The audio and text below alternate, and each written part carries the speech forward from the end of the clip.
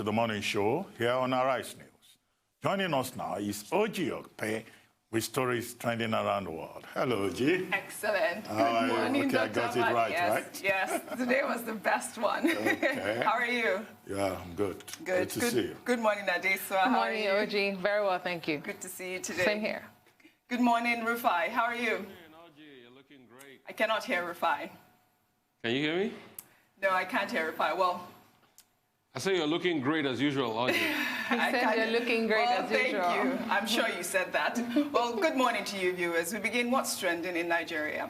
The Minister of Works and Housing, Babatunde Fashola, has come under intense criticism on social media for calling for the reintroduction of toll gates along major roads in Nigeria. In an interview with Arise News' Ngozi Alewu, the minister admitted that the federal government owed contractors 336 billion naira on road projects and that only 27 billion naira had been paid so far, while more certificates were piling up for executed contracts that haven't been paid for. The minister also drummed up support for the reintroduction of tolls, adding that previous governments shouldn't have dismantled toll gates. Let's take a quick snippet of that interview before we take some reactions. Our debt as at end of July, our outstanding and unpaid certificates, for example, were in the order of 336 billion naira. Now, the release we have from the Ministry of Finance for the second quarter is 27 billion naira. Oh.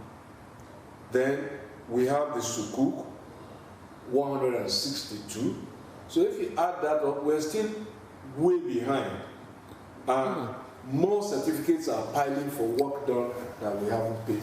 At this moment, for example, FEMA is going to undertake, I think, 192 road repairs, maintenance over the next 12 months. How do you ensure that the same circumstances that led to the removal of those toll gates don't, repeat themselves, if we really go the way of tolling the highways? Well, I can't sit here in judgment over the quote-unquote circumstances that led to the removal of the toll gate because I don't have the full facts on why the government of the day then took that decision.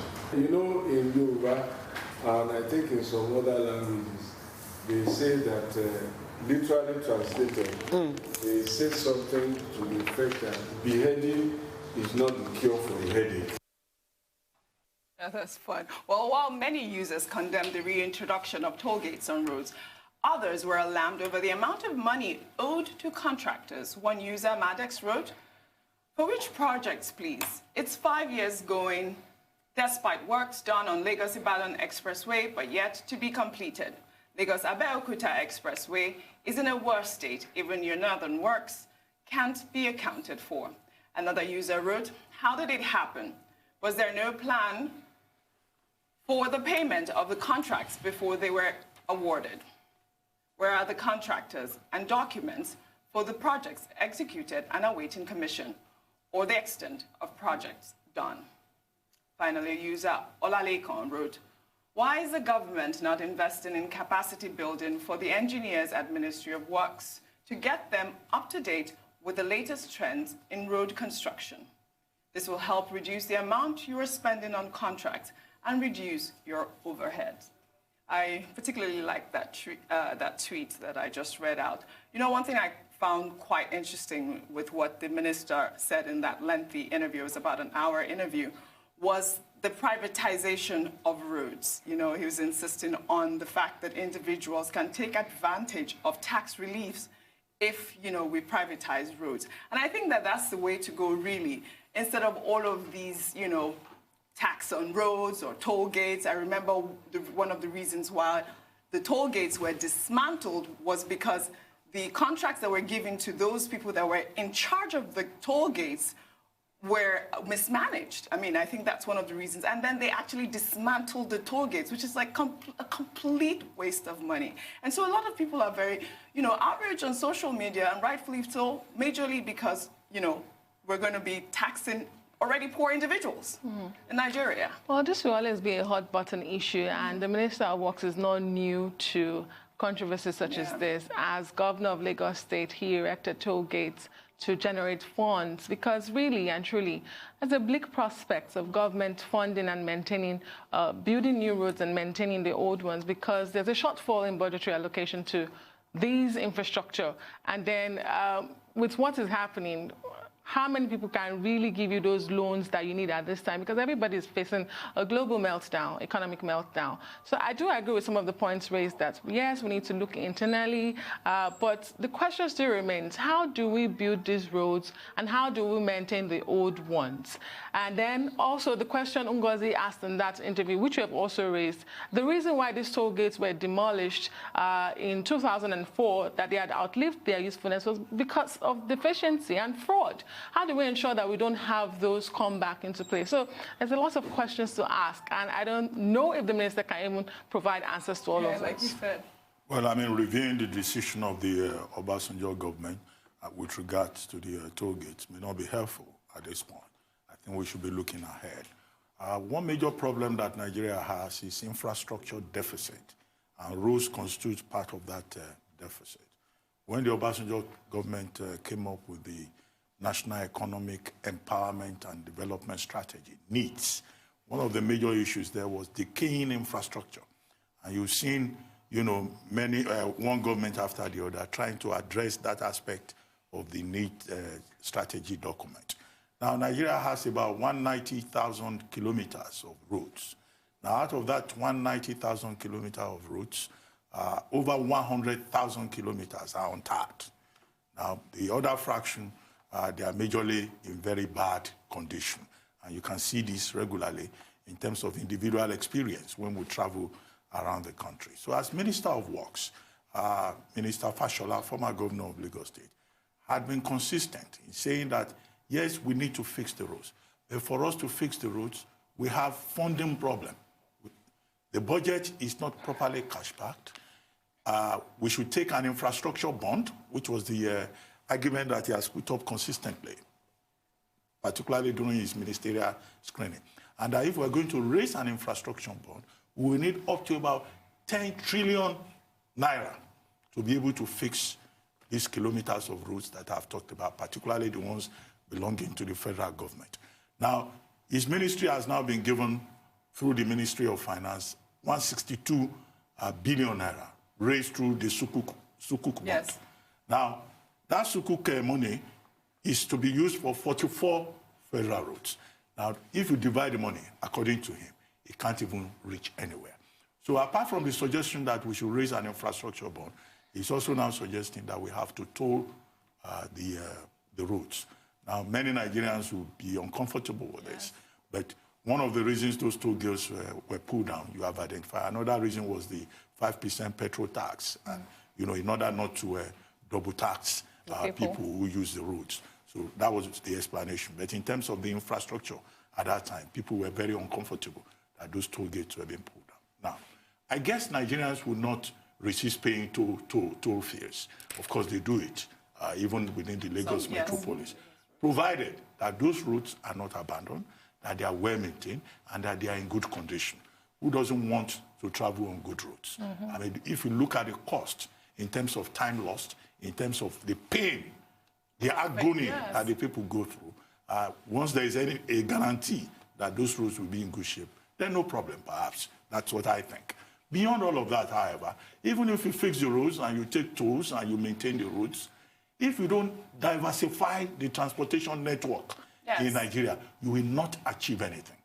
That's why we need to move faster with the railway network in Nigeria. All these trucks that are doing haulage on the roads, they destroy the roads. Minister Fashola will not be helped if we don't take a comprehensive view, you know, and achieve a multimodal transportation network. In places where there are waterways, why don't we exploit the waterways? Take the pressure off the roads. So there are levels to this strategy, but I think that in terms of paying toll fees, you know, once the roads are in good condition, I don't think many Nigerians will resist. Yeah, Dr. Bati, many Nigerians will disagree with you. They are already complaining. I just express my personal opinion. Would you mind paying money for tolls? A lot of the Lagos-Benin Expressway, a lot in the 90s. And I paid toll gates. I remember then it was 20 naira. You know, and you paid toll gates almost every stop you went. In fact, there are still those old toll gate structures around that area. So there's no big deal. As long as we use that money to fix the road. And I'm going to give you an instance, a very strong instance. We don't even have enough roads. We have 191,000 kilometers of road for a landmass of 923,000 square kilometers. Italy has well over 340,000 kilometers of road for a landmass of Italy has well over 623,000 kilometers of road for a landmass of 340,000 square kilometers. So it shows you that there's a shortfall. So what we need to do now is get more roads. Tell the 100,000 kilometers left, get more roads, and ensure that we use other forms of transportation. I'll tell you for free. There is no way in the earth we'll manufacture money to pay that bill. It's a bill, 10 trillion. You know what 10 trillion is? That's about the size of our budget this year, just for roads and infrastructure. You have other industries. There's no way we're going to raise the money. It's not going to fall down from the sky. Nigerians will have to put their money out of their pocket and demand accountability. So I'm totally in support. The same Nigerians that drive on the road in England, they pay toll. They pay toll on expressways across board, every part of the world. So why don't they want to pay here? Rufai, I love the fact that you always compare Nigeria to Europe and other countries. I really don't know. Let me shock you, Ojy, because Europe too was worse than Nigeria at a point. But at the situation that we are right now, Europe was worse than Nigeria at a point. That's just that with the result. And they did the things we are saying now to be able to get them out of their quagmire. Government can do everything for you. Even in a welfare state in England, you still have to pay your taxes to be able to get good health care. It's as simple as that. Let's not deceive ourselves. Or will you raise the 10 trillion? Bring it out. Let's see. A lot of people are poor in Nigeria. Well, let's take another story. The chairman of the National Drug Law Enforcement Agency, Mohammed Mustafa Abdallah, has announced that the agency is considering partnering with religious leaders to make drug tests a prerequisite for marriage in churches and mosques. The chairman said this on Friday during the destruction of over 20 tons of illegal substances seized in Borno State. In his statement, Mr. Abdallah revealed that the target for illegal drugs trafficked among male youthful population was fast expanding to now include teenage girls, young women, and married women. Therefore, in an effort to control drug abuse, drug tests may have to be included in premarital screening due to the increase in rate of drug addiction among girls and married women across the country. I mean, this is a great idea for me. I think, Radical Times calls for radical measures. There was this mischievous headline that was circulating over social media that, the chairman has said it was for single ladies, But I mean, I think that, apparently there is approximately 4.3 million Nigerians that abuse drugs, that are, going through this whole process of drug trafficking, drug abuse. I saw the video of where they were destroying those 20 tons of different kinds of drugs in Borno State. I mean, if this is one thing that can, help curb drug abuse, I mean, I'm all for it. I just fail to understand how it will. Well, it's going to be. Oh, I thought you meant how it will be administered. Well, like. The Catholics, I know how, right? Yes. We always do some things for, we do premarital counseling and all of that. Yes, and that's why come hand in hand, just like the way they do the HIV and genotype test and all of that. Yes, so that's why I'm wondering, how does that curb drug abuse? And why do we have to get to that extent, that level? Well, so if the young woman or the lady or the couple, doesn't get married, then they don't get the attention of prevention and treatment. Is that what we are saying? That's what I'm trying to understand. That why do we have to wait, to include it in the national response to say premarital counseling, premarital testing? Yes. That's what I'm trying to understand. And, there's this notion that majorly, men are the one who abuse drugs. Yes. In fact, at the time, I thought it was only men, and that's so false. According to UNIDOC, which is the United Nations Office on Drug and Crime, 1 in every 4 person that abuses drug in Nigeria is a woman. So women too abuse drugs. And yes, it affects women differently because of biology and, of course, because of the culture in society that we find ourselves, and as well as recovery. So it's something we should pay attention to in prevention and in treatment. But I don't know why we have to wait till that extent. What I'm trying to understand, Dr. Bati, do we have to wait to that point? The first point is this. while it is commendable that the Nigerian Drug Law Enforcement Agency is raising alarm and concern about, you know, the high rate of drug abuse within the society, I think that the first question we should raise is this: why is the NDLA targeting women? How about the men? Because the story is saying that NDLA say, oh, he's saying that, look, more young ladies are taking to drugs now.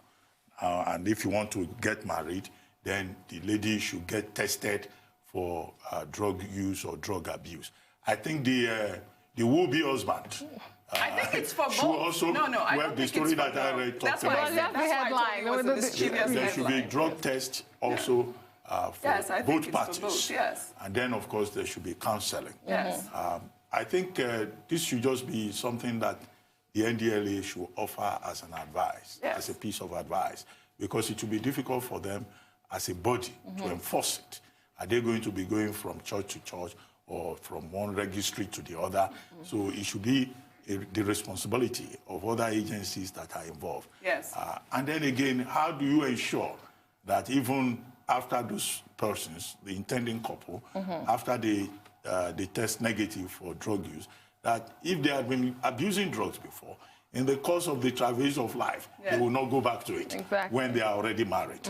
So I think that what can be done at the level of public engagement is a lot in terms of enlightenment, just to let people know the kind of risks that it will pose to them. She raised biology.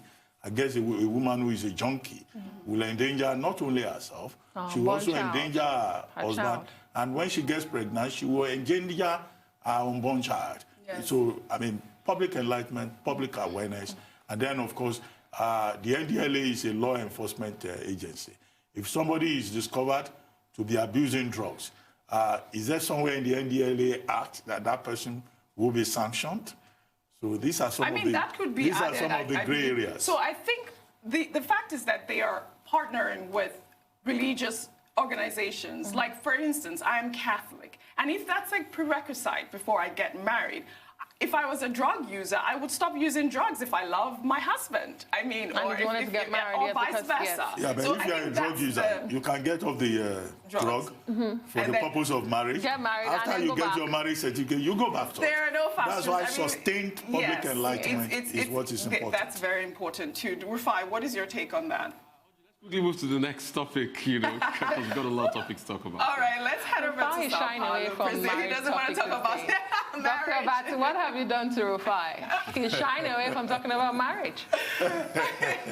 Well, I don't know. I know the Pope offers advice on marriage. Yes.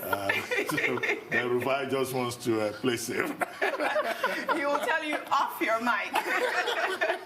Let's head over to Sao Paulo, Brazil, where the country's president, Jair Bolsonaro, was caught on camera threatening to punch a reporter in the face after being asked about alleged family corruption.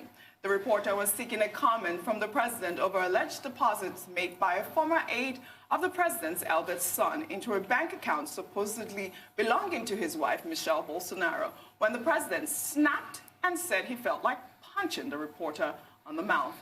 The Bolsonaro family is facing various investigations, and the Brazilian Supreme Court has also launched an investigation into the president's two sons for allegedly spreading fake news on the internet.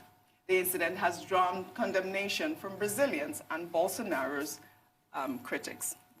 Well, you know, he's just like best friends with Donald Trump. What is expected of a president to start with? I mean, how do you even threaten the press?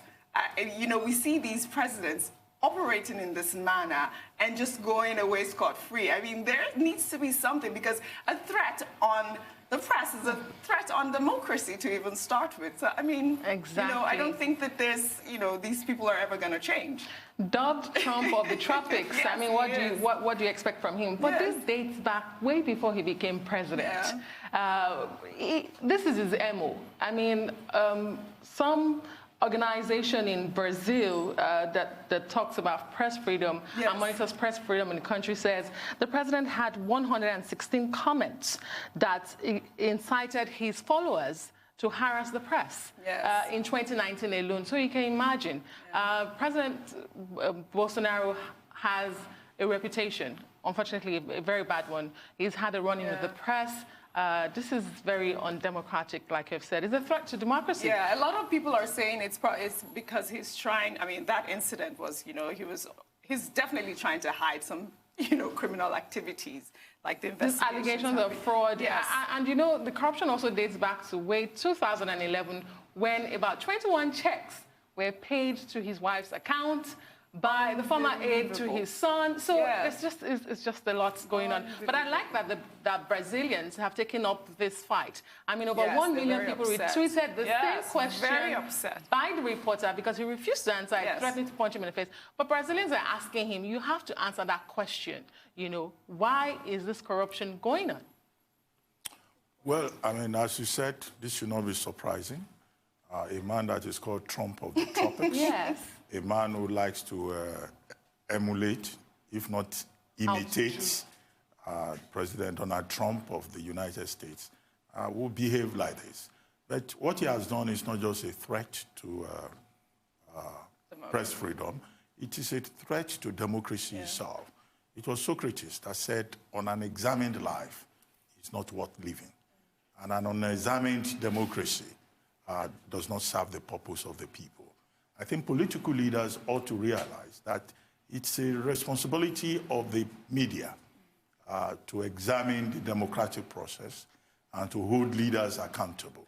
But when political leaders have something to hide, they turn their anger on journalists. So this is the same dilemma that we face with Bolsonaro, a man who does not believe that COVID-19 is real, a man who does not believe in the use of face masks, and a man who has shown in terms of his brusque style that he doesn't want to act presidential. You know, a president threatening to punch somebody in the mouth. If he had gone ahead with it and the guy had retaliated, maybe he would have been reminded of his unpresidential style. The reporter was from O Globo newspaper. Yes. And O Globo newspaper has already written an editorial condemning the president. And other, you know, human rights activists in Brazil have justifiably, appropriately condemned Jair Bolsonaro. All right, Rufai, what is your take on the story? I mean, let me call him his full name, Captain Jair Bolsonaro, because he left the Brazilian army as a captain. And I'm just very sad for Brazil that this is what Brazil has become. From the days of Inácio Lula da Silva to Dilma Rousseff, this is where Brazil has gone to, a man that has no regard for law, a man that has no regard for the people, a man that can't give Brazilians leadership. And if you juxtapose this with Inácio Lula da Silva, that President Barack Obama called the best politician in the world, that didn't go to school but single-handedly brought 20 million Brazilians out of poverty with a program called Bolsa Familia. And this is how far Brazil has gone. It's very, very painful. And this man will not change. That's who he is. That's his character. They voted him because they wanted a strong man. The president that took over after Dilma Rousseff was a man called Michel Temer.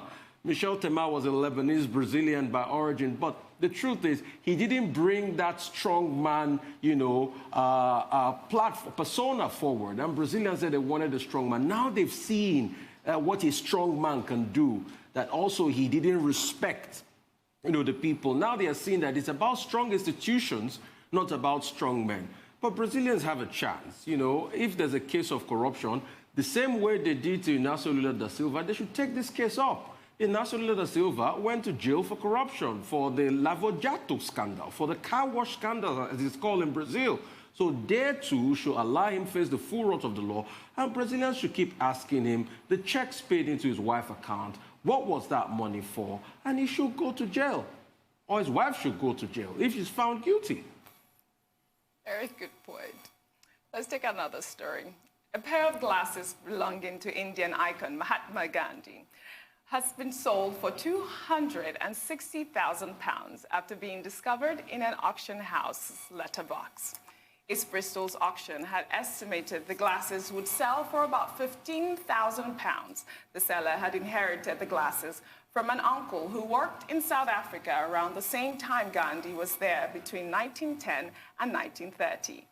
Gandhi was a lawyer and political activist who led the campaign for Indian independence from British rule through a non-violent protest movement. I mean, I love the story. When I saw it, I was just so excited to see that, Gandhi's story is just back to life. You know, when they found these glasses, they only estimated it to be about between £15,000 to £16,000. And the auction house was, kind of confused at first when they saw it, because they wanted to make sure that really it belonged to Gandhi. Yes, so then they now traced the story of how the, glasses came, to South Africa and all of that. And then voila, they sold it for 60. I mean, it's a lot of money, I think, for a pair of glasses. Would you like to own one? Where do I find such inheritance? I'm just wondering, when will someone drop that on me? Yes. Dr. Bati. Well, I mean, Mahatma Gandhi, yes. Indian nationalist, leader of the independence movement, historical figure. Again, we're reminded of his symbolism, also of his example. His policy of non-violence and all that, which became a model for other nationalists around the world, and how it's been a source of inspiration. So you can understand when people want to own a piece of that legacy, of that legend, although someone like me, maybe I'm a bushman, sometimes I wonder why people are so excited about sometimes. In this case, it's a pair of glasses. Yes. Sometimes it could just be or a feather on a hat, or something very small, and then they are willing to pay a fortune just to be able to claim that they own it. They have a share, a part of a particular legend. But it's quite interesting. We should focus more on the symbolism of Gandhi and what he represents in a world of strife and where violence seems to be now reigning supreme. I like that, Dr. Abati. Very well said. Well, thank you very much, Ojy. Thank you. We'll see you again tomorrow morning. See you tomorrow.